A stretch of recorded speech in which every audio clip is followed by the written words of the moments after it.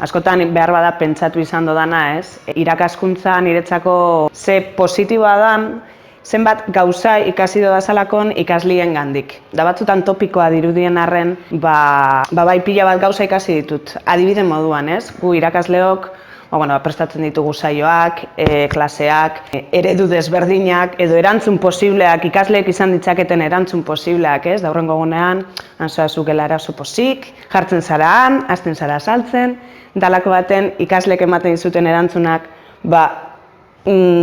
zuk pentsatutakoaren kontrakoak edo desberdinak edo pentsatu ez dituzunak dira. Eta hori batzutan askotan izaten da frustrantea, hasieran niretza frustrantea esaten edo ez dut onda saldu, edo ez dute zer ulertu, edo nahi zer bat gertatzen zaie. Baina gero, pentsatuta, hasten zara erantzun horiek analizatzen, da inoz, baina arrozaia dute.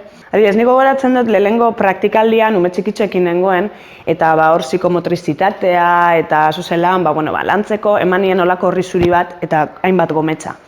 Eta esan nien, orain, lasai, gometza guztiak itxatziko ditugu paperean. Nire buruan, ze irudikatzen nuen, papel guztia gometzez beteko zutela. Hainbat umek, ez dakit 17 taldea izan zen, 5 umek edo gometza guztiak itxatzi zidaten bata elkarren gainean.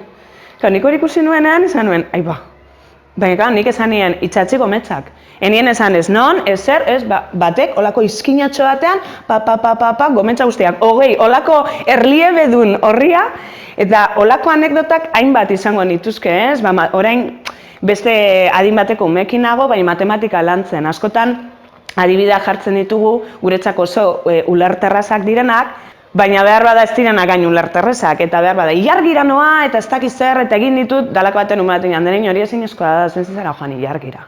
Da, klaro, egiten dizutelako zaska bat, baina arrozaia duzu. Da niretzak hori da, oso gauza positiboa, zeuren gandik ikasten duzu, eta horrek egiten dizuak gauzak prestatzerakoan beste burua bestera batera irekitzea. Eta hori da.